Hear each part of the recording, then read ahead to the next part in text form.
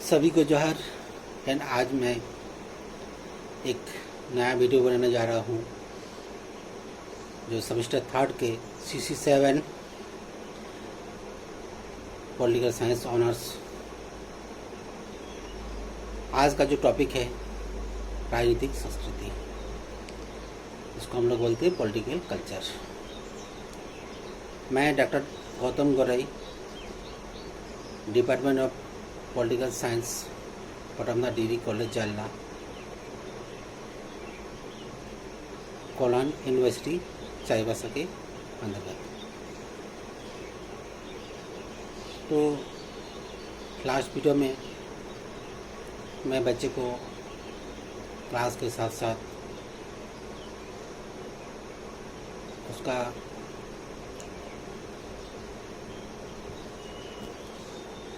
Notes भी provide किए थे, तो इस वीडियो में भी क्लास के बाद मैं दूसरा वीडियो में नोट्स प्रोवाइड करूँगा। तो आज मैं शुरू करता हूँ राजनीतिक संस्कृति। इसमें कहा जाता है कि वर्तमान समय में राजनीतिक संस्कृति की अवधारणा का राजनीतिक विकास के संदर्भ में तथा स्वतंत्र रूप में ही प्रयोग हो रहा है।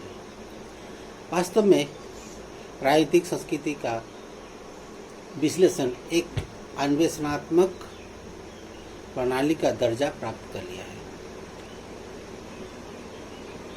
इसका उदाहरण केजली की पुस्तक American political institution in the 1970 के द्वारा प्रस्तुत किया गया है। जब से D.K. विल्लोर तथा आमंड जैसे अमेरिकी लेखकों द्वारा राजनीतिक संस्कृति शब्दों को लोकप्रिय बनाया गया है, यह राजनीतिक व्यवस्था के अध्ययन के लिए महत्वपूर्ण कसौटी बन गई है। तो ये था इसका इंट्रोडक्शन। नेक्स्ट हम लोग आएंगे इसका डेफिनेशन। तो बच्चों, राजनीतिक समाजशास्त्र के विद्वानों ने, तुलनात्मक राजनीति के विद्वानों ने विभिन्न प्रकार की परिभाषाएं दी है। तो सबसे पहले मैं जाता हूँ आमंड तथा पावेल ने क्या कहा है। इन्होंने कहा है कि किसी देश की राजनीतिक संस्कृति उस देश की राजनीतिक संरचना,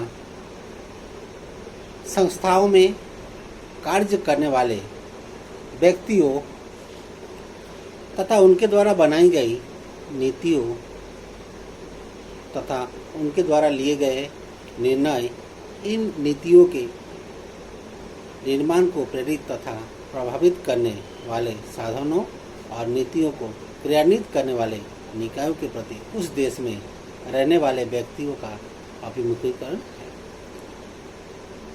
दूसरा विद्वान जो है लुसियन पाई, इन्होंने कहा है राजनीतिक संस्कृति को अभिवृत्तियों, विश्वासों तथा मनोभावों के एक ऐसे पुंज के रूप में घोषित किया है जो राजनीतिक प्रक्रिया को अर्थ एवं व्यवस्था प्रदान करता है तथा राजनीतिक व्यवस्था के व्यवहार को नियंत्रित करने वाली अंतर्निहित पुनर्धारणा तथा नियमों को बनाता है। इन सारे विद्वानों की परिभाषाओं के विश्लेषण के पश्चात यह बात स्पष्ट रूप में सामने आती है कि राजनीतिक संस्कृति का राजनीतिक व्यवस्था तथा राजनीतिक मुद्दे से संबंधित सामाजिक दृष्टिकोण, विश्वासों एवं मूल्यों से निर्माण होता है। इस प्रकार बहुत ही सरल अर्थ में कहा जा सकता है कि राजनीतिक संस्कृति राजनीति के प्रति लोगों की धारणाओं एवं अभिव्यक्तियों का नाम है। अब मैं बताने जा रहा हूँ राजनीतिक संस्कृति कितने प्रकार के हो सकते हैं। Various type of political culture. राजनीतिक संस्कृति के वर्गीकरण का सबसे बृहद एवं व्यवस्थित प्रयास आमंड तथा सिडनी वर्मा द्वारा किया गया है। इस विद्वानों ने अमेरिका, इंग्लैंड, तत्कालीन पश्चिमी जर्मनी, इटली तथा मैक्सिको की राजनीतिक संस्कृतियों का अध्ययन किया और इस अध्ययन के आधार पर राजनीतिक संस्कृति के विभिन्न रूपों का स्पष्ट वर्गीकरण किया है। तो सबसे पहले मैं बताने जा रहा हूँ सहभागी राजनीतिक संस्कृति, जिसको हम लोग बोलते हैं पार्टिसिपेटरी पॉलिटिकल कल्चर। यह राजनीतिक संस्कृति वैसी संस्कृति की संकेत करता है जिसके अंतर्गत समाज के सदस्यों राजनीतिक विषय के प्रति जागरूक होते हैं और राजनीतिक क्रियाओं में भागीदारी होते हैं। वह राजनीतिक व्यवस्था की निवेश तथा निर्गत संरचनाओं के प्रति निरंतर जागरूक होते हैं। इसके बाद मैं एक विद्वान का नाम लेना चाहता हूँ जो आमंड तथा सिडनी वर्मा, ये दोनों विद्वान हैं। इनके अनुसार कहा जाता है कि राजनीतिक संस्कृति ब्रिटेन तथा अमेरिका जैसे विकसित समाजों में पाई जाती है। नेक्स्ट हम लोग आते हैं राज्याधीन राजनीतिक संस्कृति, जिसको हम लोग बोलते हैं political culture under state. State में क्या इसका भागीदारी है। तो बच्चों, राज्याधीन राजनीतिक संस्कृति कुछ हद तक सहभागी संस्कृति की विपरीत अवस्था की और संकेत करती है। यह राज्याधीन राजनीतिक संस्कृति शासन द्वारा घोषित एवं संचालित होती है। ऐसी राजनीतिक संस्कृति के अंतर्गत समाज के सदस्यों की राजनीतिक प्रक्रिया से सक्रिय भागीदारी नहीं होती। सरकार का आलोचनात्मक मूल्यांकन करने की इजाज़त शासन के द्वारा नहीं दी जाती। लोगों को मजबूर होकर राजनीतिक व्यवस्था के हर तत्व को चाहता है। अभी कुछ समय पूर्व तक सोवियत संघ और पूर्वी यूरोप के देशों में ऐसी राज्याधीन राजनीतिक संस्कृति पाई जाती थी। वर्तमान समय में एशिया, अफ्रीका, लैटिन अमेरिका के कुछ देशों में ऐसी संस्कृति पाई जाती है। नेक्स्ट हम लोग आते हैं संकीर्ण राजनीतिक संस्कृति, जिसका हम लोग बोलते हैं कंटेम्पोररी पॉलिटिकल कल्चर। इस राजनीतिक संस्कृति में कहा गया है कि संकीर्ण राजनीतिक संस्कृति का तात्पर्य ऐसी राजनीतिक संस्कृति से है जिससे न्याय के मूल्यों एवं दृष्टिकोण के प्रति जागरूक नहीं होती।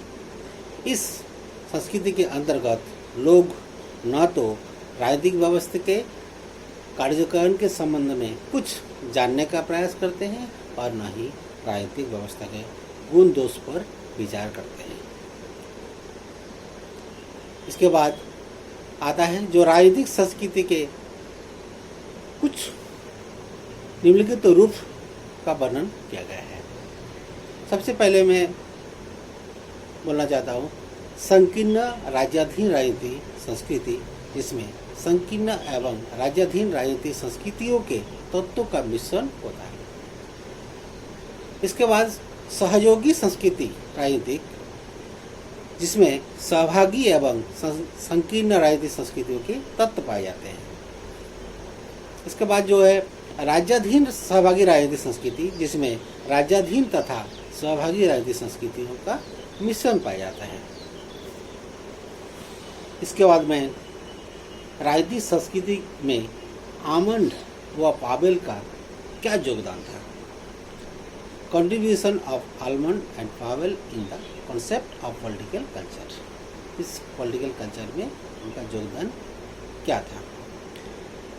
तो राजनीतिक संस्कृति में व्यक्ति के योगदान के बारे में आमंड और पावेल ने विश्लेषण किया है।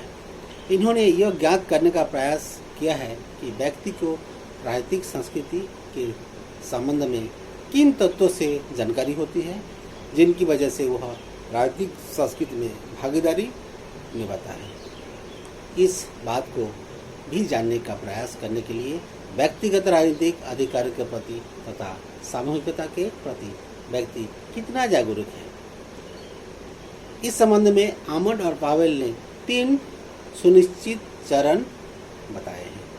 पहला होता है ज्ञानात्मक अभिमुखीकरण, जिसको हम लोग बोलते हैं कॉग्निटिव ओरिएंटेशंस। इस ज्ञानात्मक अभिमुखीकरण यह है कि मनुष्य समाज में निवास करता है और समाज में ही अपने सारे हितों को पूरा करता है। मनुष्य समाज में रहते हुए राजनीतिक प्रक्रियाओं व संस्थाओं के बारे में थोड़ा बहुत ज्ञान रखता है। समाज में दूसरे व्यक्तियों समूहों के राजनीतिक मामले दूसरे व्यक्तियों की राजनीतिक क्रियाओं से अपने हितों की उत्पत्ति करता है। इसलिए व्यक्ति को राजनीतिक का ज्ञान होता है। इस ज्ञान के माध्यम से अपने हितों की राजनीतिक व्यवहार में प्राप्त करने का प्रयास करता है। मनुष्य को यह जानकारी उपलब्ध करने की पहलुओं और उसके राजनीतिक और उसी को राजनीतिक अभिमुखीकरण कहा जाता है। इस राजनीतिक की लाइन और सूत्र की जानकारी के आधार पर राजनीतिक संस्कृति में शामिल होना ही ज्ञानात्मक अभिमुखीकरण कहा जा सकता है या कहा जाता है।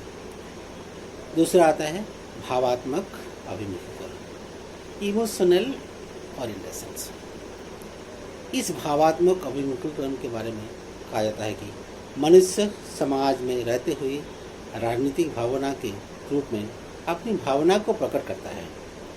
राजनीतिक भावना से तात्पर्य वैसी भावना से होता है जिसकी वजह से शासन व्यवस्था राजनेताओं से, राजनीतिक दलों से और राजनीतिक लक्षणों से अपने हितों की पूर्ति करना चाहता है।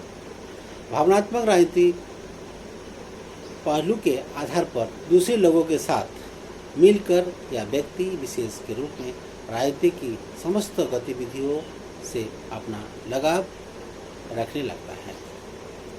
इसमें यह कहा जाता है कि प्रत्येक व्यक्ति को किसी को क्या पसंद है, जैसे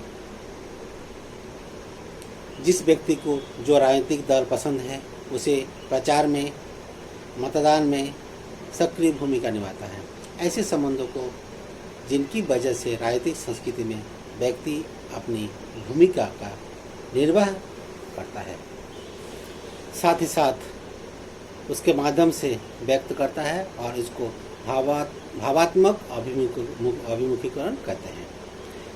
नेक्स्ट आते हैं मूल्यांकनात्मक अभिमुखीकरण, एप्रेसियल ओरिएंटेशन। इस मूल्यांकनात्मक अभिमुखीकरण का तात्पर्य यह है कि मनुष्य में जब मूल्यांकन क्षमता का विकास होता है तब वह राजनीतिक संस्कृति के तीसरे चरण में प्रवेश करता है, जिसमें राजनीतिक प्रक्रियाओं व संस्थाओं के बारे में मूल्यांकन से वास्तविकताओं पर पता लगता है। शासन को उपयोगिता को समझने का प्रयास करता है और जब व्यक्ति को उस कसौटी पर विश्वास होता है तो उसके बारे में अपनी आस्था प्रकट करने लगता है। व्यक्ति प्रत्येक राजनीतिक गतिविधि में हिस्सा लेने लगता है और इसके तीसरे चरण में अपने हितों को सर्वप्रथम ज्ञान में रखते हुए राजनीतिक व्यवहार करता है। इसके माध्यम से ही किसी न किसी रूप में वह अपने लिए साथ लाभ प्राप्त करता है। इसकी राजनीतिक संस्कृति में राजनीतिक व्यवहार करते हुए व्यक्ति की अपने हितों से सामूहिक हितों को प्राथमिकता के तौर पर रखने की समझ को तुलनात्मक मूल्यांकनात्मक अभिमुखीकरण कहते हैं। इसका नेक्स्ट वीडियो में मैं इसका डिटेल देने जा रहा हूँ। आप नेक्स्ट वीडियो देखें।